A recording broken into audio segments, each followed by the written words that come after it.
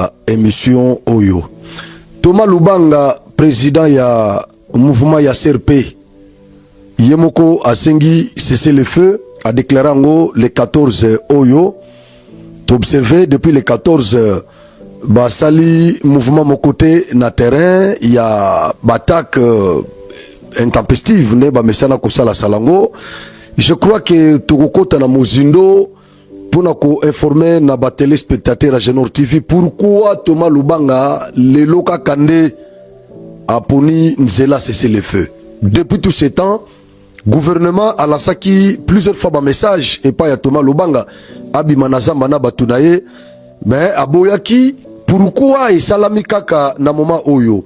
Bolanda biso vraiment tina suka bokozwa makambo ebele côté mususu bande konangai rapport ya Human Rights Watch et utuko koyela M23 bazaba malheureux en tout cas nangaza na chance oyo Laurent Désiré Kabila azalaka nango te nanga lelo aza malheureux ndena mesala ko bisabino ke soki ezana mutu moko na Congo awa oyo aza pesa grand prisonnier, il s'appelle Corneille Nanga.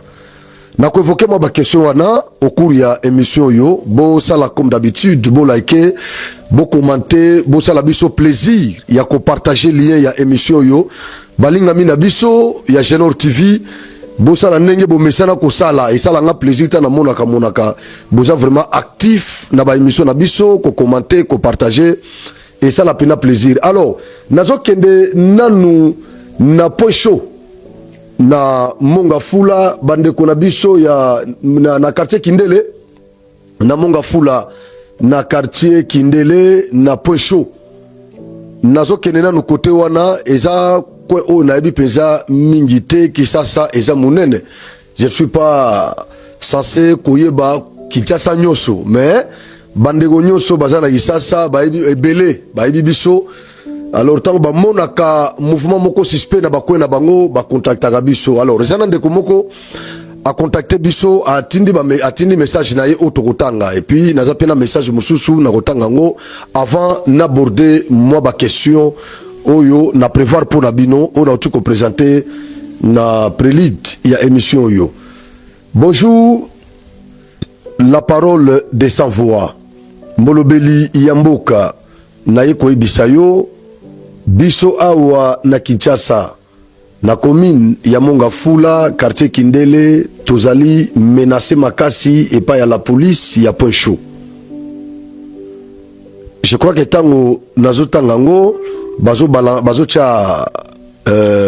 illustrer photo ya souciate ya la police wana. Quelle que soit ma condition, mais biso zakuna te toujours betana na otanga na message à bato. Donc, awa pas moyen. Bazo kanga biso sa motif. Soki outi musala ozo zonga ndaku même 19h.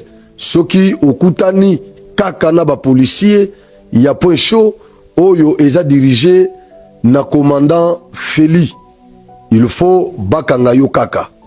Papa lobela biso makambo yo ekoma epa ya bakonzi ya mboka tolembi toza sécuriser te ata muke toza na droit awa na mboka Kongo te bola kisa biso mboka na biso mususu tokende soki basengi yo carte d'identité ou lakisi carte d'électeur. Au finish, bakomi ko créer yo makambu. Et après, boke na bureau, bakomi ko senga yo, bakomi ko senga bamande. Il y a 200 000 francs congolais, 150 000 francs congolais, etc. Mboka oyo président Félix akosala nabanani. Balongole la biso, commandant Feli, naba policier naye nyonso. Ba changer misusu tolembi bango. Merci mon mboka. Merci beaucoup. Alors nazana message mususu lisusu nazo tangango après tokota na masolo na biso. Bonsoir molobeli ya mboka. Lobela pe makambo ya maboma awa na Kinshasa. maboma ebele na Kinshasa bazalaka maboma te. Na boulevard Lumumba banda échangeur ti na Seraf maboma batondi ebele. Ce sont des rebelles qui se sont transformés en détraqués. Lobela biso to ya maboma eleki ebele na Kinshasa. Eza plan ya Kabila. Voilà. D'abord, c'est que les Congolais nyonso siko ba comprendre que mouvement nyonso suspect ozo salema na mboka na biso Kabila za impliqué. Donc biso na minute nga na koloba que nous sommes les plus heureux le fait que tomemi ba Congolais tina compréhension wana. Parce que au début, c'était pas facile. Yako même ba Congolais na niveau yako considérer Kabila comme ennemi ya Congo, c'est-à-dire lelo mabe nyonso ozo salema na Congo ba Congolais nyonso ata ba citoyen lambda bazo attribuer ngo na Joseph Kabila, c'est-à-dire ba rebelle, ba terroriste, ba traître nyonso toza na bango na armée na presse, société civile, na gouvernement, na parlement nyonso wana ba Congolais nyonso ba comprendre siko que maître ya ba terroriste nyonso, maître ya ba traître nyonso toza na bango na Congo, il s'appelle Joseph Kabila. Hein? O ike balinga te ko benga Kabila, ba benga ke mbala moko Kabange. Voilà, Hippolyte Kabange. Donc pour ngai nazolo ba ke quand même to bundi to komisa ba Congolais na niveau wana toka toza batu ya isengo. Hein, parce qu'au début c'était pas facile. Félix a cité Kabila na makambo ya AFC M23, mais ba Congolais belé bazaki d'accord te, mais les loyo quand même ba Congolais ba moni ba landi makambo Kagama lobby o Kabila lobby, ba Congolais bango moko bazu confirmation ya que Joseph Kabila c'est lui l'ennemi potentiel de notre pays. Donc Togo komi bete la biso moko maboko quand même na effort auto fournir. Alors na quartier Kindele na la police ya point chaud. Je crois que Bolandi message au nauti Kotanga. Soucia Touana eza dirigé na commandant Feli. Batangi kombo na ye et pas yandeko o ya tindelinga message. Ata bakutani na butu na 19h na ba air tardivité ba policier ya commandant Feli bazo kanga batu de manière arbitraire. Bake kobwaka bango na bakasho sans infraction. Commandant Feli na ba policier na yo nazo rappeler yo principe il y a légalité des délits et de peines. D'où la maxime latine nullum crimen la poine sine leg. Nazo rappeler au sous principe mususu constitutionnel selon lequel la liberté est un principe. C'est la détention qui est une exception. Kokanga congolais, ko privé congolais liberté, sans infraction, et ça infraction. Voilà. En droit positif congolais, et ça infraction. Okangi congolais sans infraction, à commettre infraction mon côté. Ok kochaye nakacho, c'est-à-dire au séquestré. À commettre infraction mon côté. C'est une arrestation illicite. Et pourtant, tout ce qui est illicite est condamnable. Voilà. Nous sommes dans un état de droit. Tout ce qui n'est pas légal est condamnable. Kokanga ba Congolais na ba condition wana. Bozo senga bango ba amende transactionnelle.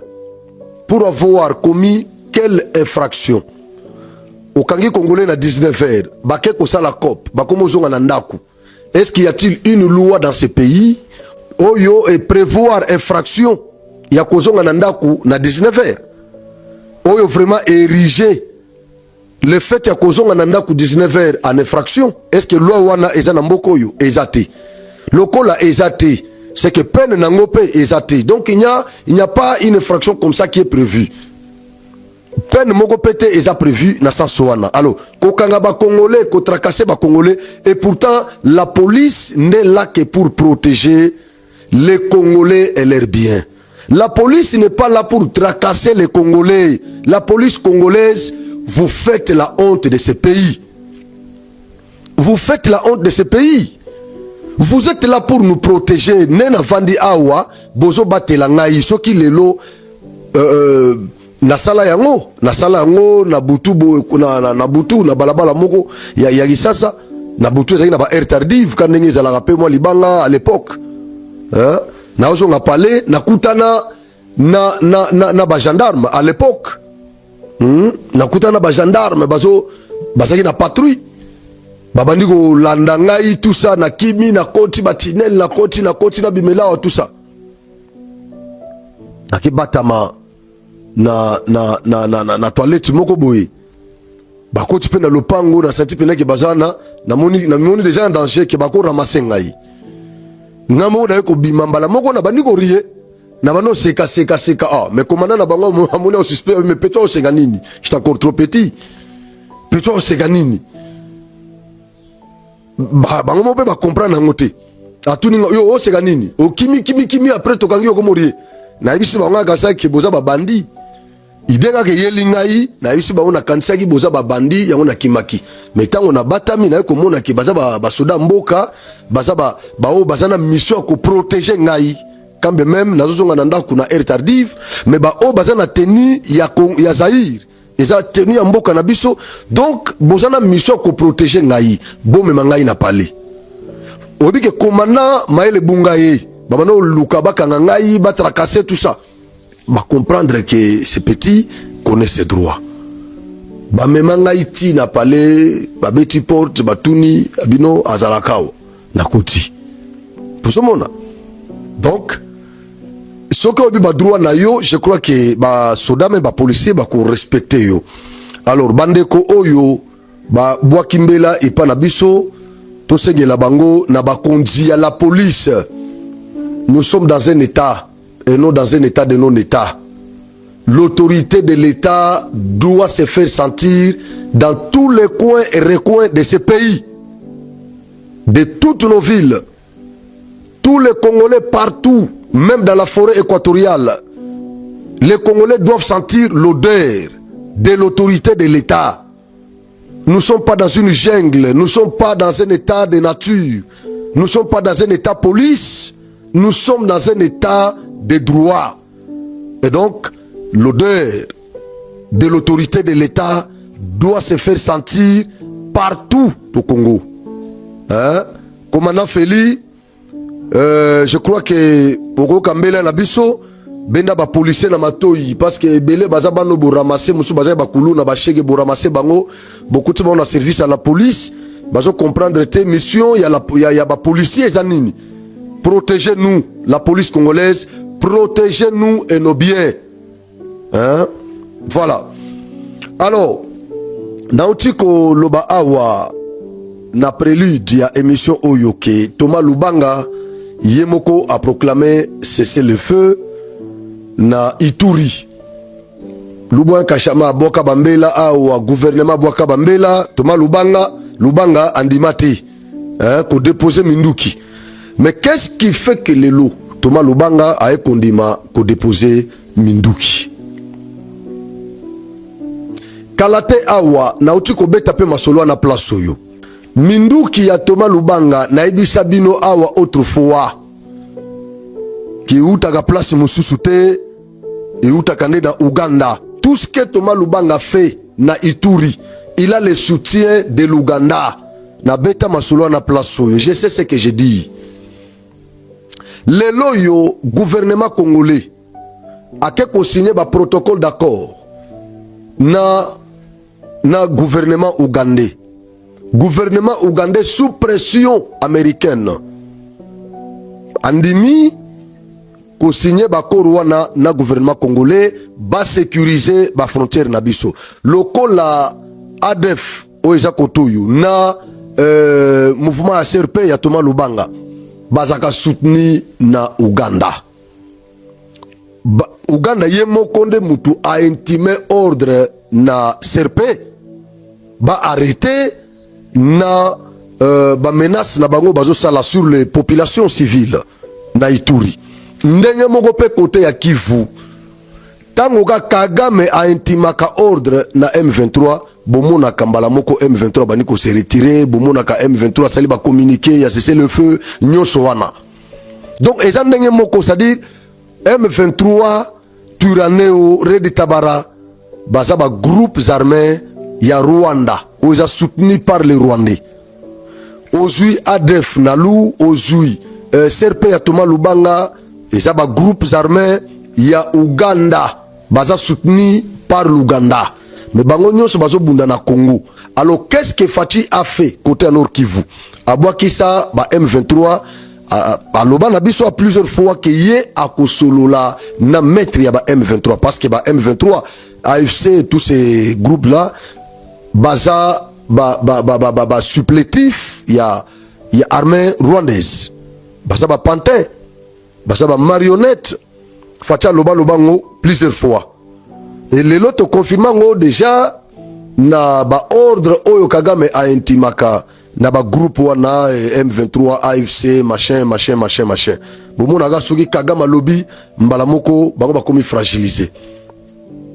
Alors Facha comprendre na bisa kibino que aoka ko engager discussion mbala mona ba Thomas Lubanga na banani tout ça non, il fallait qu'il attaquer directement ba tête ya ba groupe wana. Donc côté M23 Eza Kagame, côté ya CRP, ADF Nalu, Eza Uganda.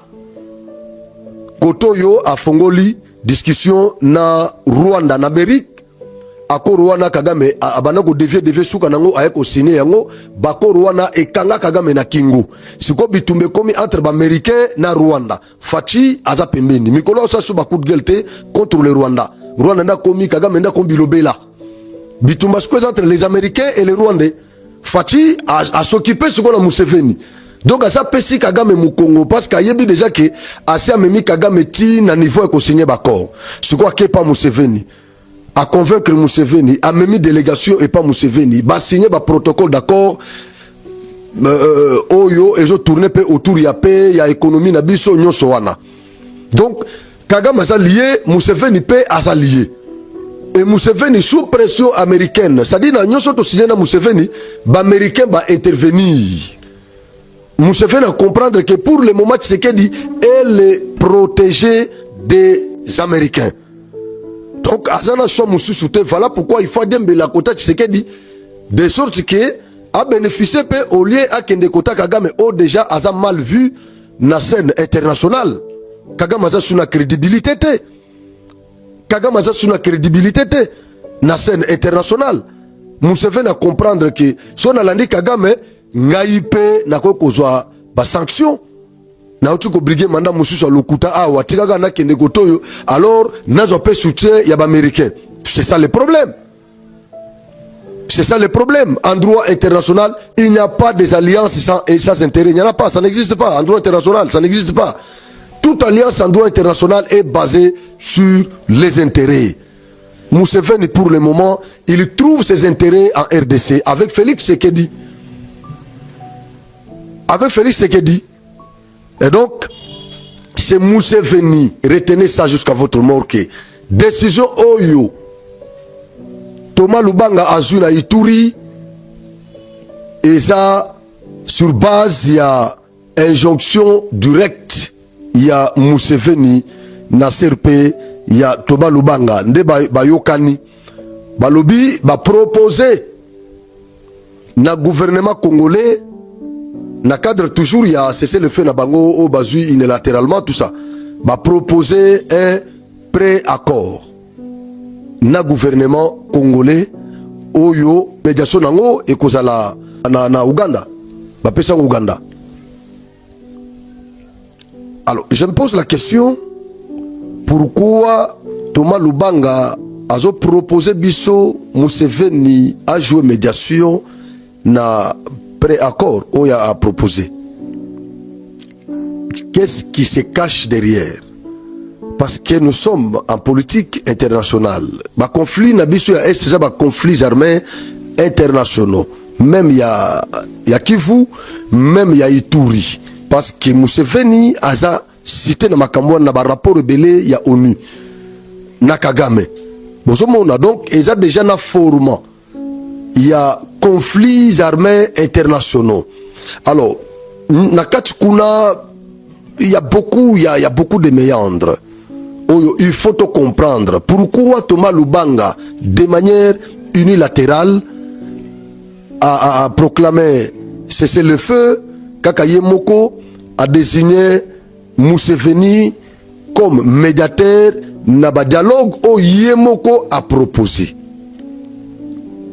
C'est-à-dire, ils ont déjà plan au bango basali. Museveni m'a pêché carte wana nyoso. Kende boye, proposer bango dialogue, ngai na jouer médiation na dialogue wana. Comme ça, on a rejoué médiation, bino déjà ça pèse bango déjà cahier de charge. Bino boko présenter cahier de charge na bino oyo ngai na usala pression na gouvernement congolais pour kimie kota na parti oyo ndimaka cahier de charge wana comme ça bande malheur na cahier de charge wana bino boko kota na gouvernement boko kota na armée congolaise boko continuer ko infiltrer armée na bino ya Congo et puis biso to continuer toujours cause na même mise na richesse ya Ituri na Kivu. C'est ça la stratégie ya Batouana. Donc on appelle côté à Rwanda, côté à Kivu, M23 peut Azoluka a intégré armée Nabiso, brassage, mixage, de sorte que armée Nabiso est continué cause elle a toujours fragilisé. Mais je crois que cette fois-ci, avec la détermination de notre président, je ne crois pas que mixage, brassage, ma pratique nyonso wana kabilistique et qu'on refaire surface na ba discussion na biso na ba des états voisins oyo. Je ne crois pas que vous allez possible parce que Félix n'est même pas prêt ya kondima et lo kondengi wana kozwa tout ce scélérat ko koti sabango lisusu na armée na biso poto continuer ko fragiliser armée. Kalate a Félix a ko s'excuser a ko senga pardon a wana ndenge a prometa biso que à la moindre escarmouche a ko bombarder Kigali. Makambo na loba ngo plusieurs fois moko. Mais Félix a lobby yango pour la nini parce que ami trompa qui je vous avais dit ça ici. Félix ami trompa na ndenge babana ko bisaye que nous avons une armée déjà républicaine, une armée qui a connu une montée en puissance exponentielle. Nous avons cette armée là dans ce pays. Alors avec cette armée, avec notre arsenal, nous pouvons atteindre Kigali dans moins de 2 minutes. C'était ça le discours de nos officiers, des faux officiers militaires que nous avions dans ces pays. Induraki, président Nabiso, en erreur. Il en a reconnu la conférence de presse. Il y a lobaki beaucoup de gagnants sur Banako Sala. Abanako s'est basé dans le kouta, il y a faux officiers militaires, traître. Vous voyez? Vous pensez que Tshisekedi a kondima lisusu a tombé dans piège ndenge wana leloyo. Hein? Leloyo a favorisé lisusu brassage, mixage, lelo, c'est pratiquement impossible. Et donc, proposition ya Thomas Lubanga nago senga na gouvernement congolais sans embâche nazo mi adresser na chef de l'État Bondi Mayango te Museveni le fait à co-signer bakoro wana na biso. Museveni asa mikoti na singa nenge Kagame a mikoti sa na singa na Amérique. Museveni asa mikoti si déjà na singa. Ba discussion na biso na Uganda et ko tourner autour ya ba accord wana. Vous voyez? Et ko tourner autour ya ba accord wana. Thomas Lubanga a déjà fragilisé parce que ba frontière na biso et kozala très bien contrôlé. Donc, ba arme, ba nini, ceux qui tokangi ata mundu ki moko zo katisa na zo katisa frontière na biso na Uganda zo e pa na biso sans que eza la déclarer. Déjà, tu comprends, tu déclarer Museveni comme agresseur. Voilà. Donc Museveni a sa métier déjà singwana kingu. Alors, Thomas Lubanga, tous ces groupes armés qui sont soutenus par l'Ouganda autrefois, Bangonyo sont déjà fragilisés. Alors n'acceptez pas que Museveni a joué médiation na ba discussion na biso na CRP. CRP était considéré comme un groupe rebelle. Ce qui n'a kati ba Congolais basali, cantonnement est prévu. Ba kende na cantonnement, ba Ougandais, ba songe pa na bango, ba Congolais batikala na Congo. Nde même Singawana Oyo et Lati M23. Cantonnement est prévu. Ceux qui baké na cantonnement, s'il y a des Rwandais là-bas, ils doivent rentrer chez eux. Et les Congolais doivent rester ici, bako réintégrer bango na vie sociale. Bako zonga na activité na bango initiale. Mais pour la armée na biso, ndenge ka balobi bako traiter ngo cas par cas. Ozaki soldat na FARDC bakanga kiyo mantega. Indépendamment de ta volonté. Là, bakoki kozongi sayo na armée parce que ozana matricule balandeli. Ba monike yo au sala défection na FARDC. Au sala défection na FARDC. Pour rejoindre le mouvement rebelle. Mais bakanga binonde na front. Basoda wana nde bakozonga na armée. Na ba o ba mikimeli siko yo bazo mikimela mikolonyo soyo ouais. Bango nde bakozonga. Mais ba on nyonso basala défection na armée na biso volontairement ba intégra M23. Ils n'ont pas leur place dans notre armée. Jamais. Ba o wana place na bango et ils en a prison. Ils vont faire face à la justice congolaise. Ils vont faire face à la justice congolaise. Ba rebelle nyonso wana bazana place na armée te na ba institution na biso te, ils n'ont aucune place na ba institution politique ya mboka oyo. Tous ces scélérats doivent faire face à la justice. Comme ça, et côté ya ba congolais mususu o ba ko développer ba ambition wana ya ko créer ba rébellion na mboka oyo pour ko continuer ko fragiliser mboka na biso pendant que nous nous battons pour développer ce pays, bango baza ko faire reculer mboka na biso par rébellion, tout ça, création de rébellion de manière intempestive dans ce pays. Ces gens-là, leur place, c'est en prison. Je crois que ce côté, ba dirigeant na biso, ba yoki, parce que balanda kabiso, ndeko moko poser la question, est-ce que makambo bolo baka pensa, surtout ndeko Frank na nengo lo baka, est-ce que balanda kabiso, ne vous en faites pas. Balanda ka, balandaka toloba makamusu pena bo beti penza sentir que autorité peut ba monique en tout cas aux en a raison ba remercier yo ba encourager yo pe balandaka po makamu biso lobaka soko moni autorité na mboka na biso yo azo sepele na biso te c'est que aza en connivence na ba ennemi mais ba autorité nyonso oyo baza contre agression ezala na moyi ezala na butu parce que ezala ba mususu baza contre na moyi na butu azo soutenir bango bozola na makambo général Kabi mokonzi ya ba JR. Vous pouvez imaginer asala vidéo moko awa asataka na Joseph Kabila a réponda Kabila tango asala discours na liboso général Kabi a réponda ye na parade militaire moko na ba soda JR. Tozali kolandango ba discours de ba gauche droite biso toza a politique. Je répète bien, biso tozali a politique. Mais ceux qui ont côté na parcelle na biso ya responsabilité toko dénoncer yo quel que soit niveau na yo ya politique toko loba. Parce que ozali koluka ndenge nini ya kosomba ba ame ya ba soda na biso ya mapinga na biso toko dénoncer yo message o tolandaki na ba discours ya batu mususu et plus particulièrement le président honoraire Joseph Kabila qui a voulu Kozouaba arme à Basoda. Oui, nous sommes d'accord. On a été ensemble. To servir et to sécuriser. Gloire à Dieu. Dans des bandits, dans des accueillis. Biso to remplira qui parti à contre Nabiso. Biso garde républicaine. Et nous l'avions fait d'une manière professionnelle. Asilisi ngongana ya kosala musala comme mboka yo kozala diriger na mutu moko te nelite kutu ya Mzee Laurent Désiré Kabila. C'était pour la démocratie qu'il a mené la révolution.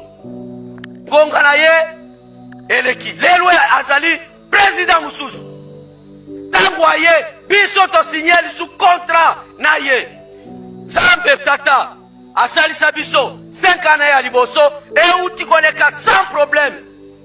Il nous a renouvelé la confiance.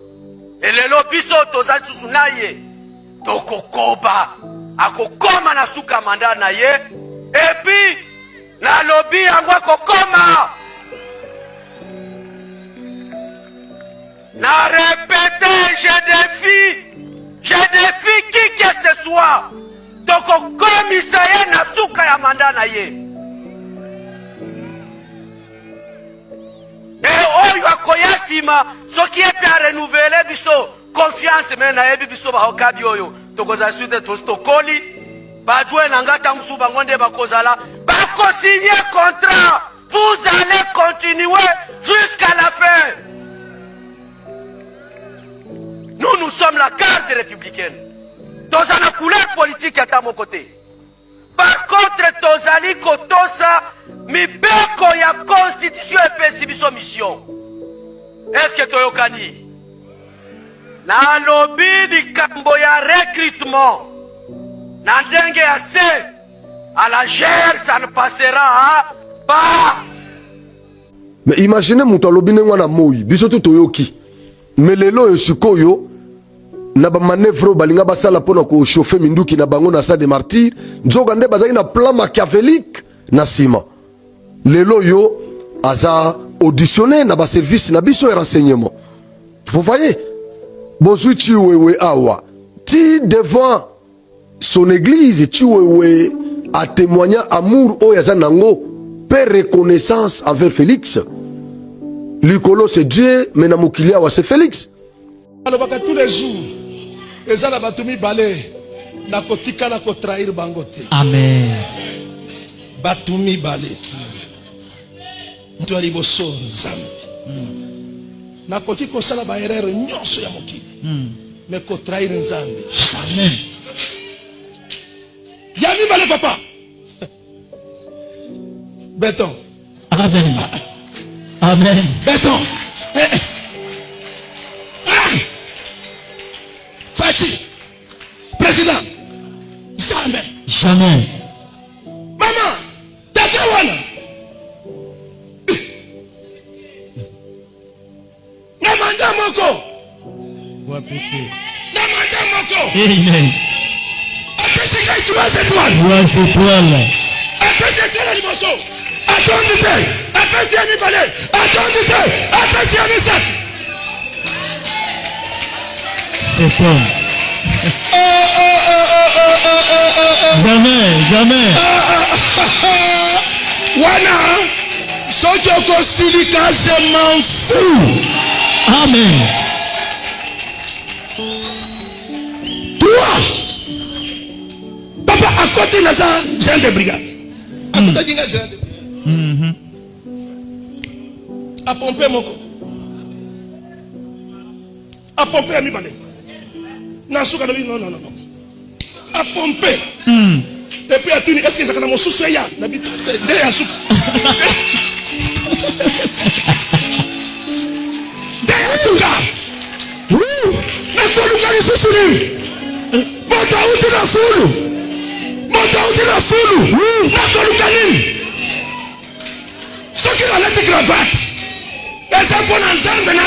Amen.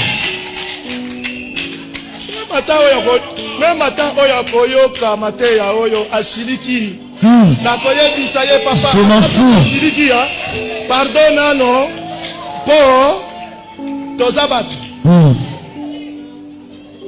tozabatu baloba chiwewe mesuka nango bayokanga chiwewe traître yango nazobisa bino. Nous avons certaines autorités na mboka oyo politico-militaire oyo na moi baza contre agression Nabutu baza en connivence na bagresseur baza belé. Voilà pourquoi biso tolandaka susu ba déclaration ya ba homme politique wana te ba officier militaire tolandaka ngo susu te biso tozelaka nde tomona nde ba fruit ya congolité na bango ya fidélité na bango na Congo ba fruit wana yango mona na témoignaka awa souvent général Edi Kapend parce que banda bitumba oye bandi bande kwa bazokoma na kalimité, c'est-à-dire barrière eza kuna makasi, barrière eza kuna makasi katanga eza zone moko très très sensible, mais Edi Kapend akoki batwana penda barre bango route bazokoma na kalimité na katanga bazonyata te. Vous voyez, donc tout le monde pesa ba fruit depuis le début de ces agressions tisikoyo baselera banyati na kalimité. Donc mon conseil à 21e région militaire a barré bango route toke na Ituri Luboya Kashama bozo mona ba fruit wana baza ba officier au biso tokoki kobwa ke la ba fleur bozo mona Félix Antoine Tshisekedi ozu Thérèse Kaikwamba bango nyoso kam ozo mona ba fruit ozu Jean-Pierre Bemba Igwe Kulutu Isertangwana Jean-Pierre Bemba baza ba autorité oyo ba lakisi ba fruit na bango ezate na moya lobi a na buto lobi bete. Voilà, mais le reste tozo banga ezakeba keba ozota la pena bo lobi a mutoyo masolo na zana ngoske na ko confiant na mutoyo na otala ozo banga. Donc tozo ba susute nani o za pour nani ngoza contre tozo ba susute bozo mona tozo ba susute. Alors nous n'allons pas accepter que babiloko wana ya ba brassage ba mixage et ça les manamboka na biso. Na uti ko bisabino place oyo ke selon les rapports ya Human Rights Watch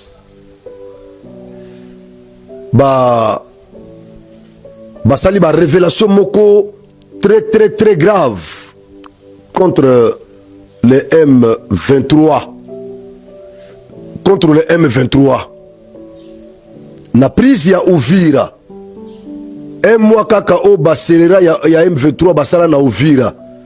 Human Rights Watch a révélé makambo ebele ba crime ebele oyo baselera oyo ba perpetra na Uvira sur les Congolais. Et banaka ka boye yango na lobi ke nanga azana chance te. Nanga azana chance te, rébellion nanga chance ezapezate. Chance ezate, Corneille Nanga, chance ezate. Chance. Voilà. Les rebelles du M23 et l'armée rwandaise ont commis des meurtres, des viols et des enlèvements lors d'une occupation d'un mois d'Ouvira dans l'est de la RDC fin 2025 et début 2026, a déclaré Human Rights Watch dans un rapport publié jeudi. Nanga était malheureux. Nanga était malheureux. Par rapport nyonso yobozo mona ya Human Rights Watch ya ba expert ya ONU. Par rapport nyonso. Natangela bino awa rapport ya ba expert ya Conseil des droits de l'homme de l'ONU. Hein? Et ça écoute au rapport, donc président, au commissaire, au Conseil des droits de l'homme, Ndemutabanaki Kotanga rapport Ouana. Et a confirmé que a déposé yango déjà dans ces pays. A déposé yango déjà dans ces pays. Donc ces pays a déjà saisi. Ba élément nyonso o ba rapport nyonso yo ezo kenoko soukelande na ces pays. Yango na ebisibino awa ke Nanga c'est le plus malheureux. Nanga a imitaki Mouzé Laurent Désiré Kabila. Tant ya Mouzé ezatan ya Nanga te. Mouzé tozaki na dictateur. Mobutu qui avait fait déjà 32 ans au pouvoir. Bazairo nyoso banda ko sepelanete. Ba liene nyoso internationaux basi ba rejeta ki déjà. Voilà pourquoi ba soutenir ki Mouzé bangonde ba benga Mouzé libérateur. Bango kaka ba impérialiste wana. Mais est-ce que bosi boyoka bango baso benga Nanga lelo libérateur, baso benga Nanga terroriste. Baso benga ye terroriste. Bon imaginez sikoyo a balobi que Nanga na mouvement na ye ba commettre viol, meurtre, enlèvement na Uvira. Un mois kaka o bango basala na Uvira. Ba commettre ba infraction nyosoyo. Donc le long ndenge za pena boyo so boyo kike Nanga akoti chamala bobo yate baza ba malheureux ndenge na ebisibino awa baza ba malheureux boso mona nazo senga na technicien azo illustrer vidéo photo moko awa bomona makambo yo ba terroriste ya M23 bazo sala likolo ba congolais bandeko ba photo oyo pesinga ikanda. Vous pouvez imaginer ba mama mikolo ya 3e âge ba terroriste oyo bana ba 20 ans ba 22 ans 23 ans 24 25 ans bazo tanda ba mama wana na se mama mikolo bazo fouetter ba mama wana ba photo wana o bozo mona na illustration.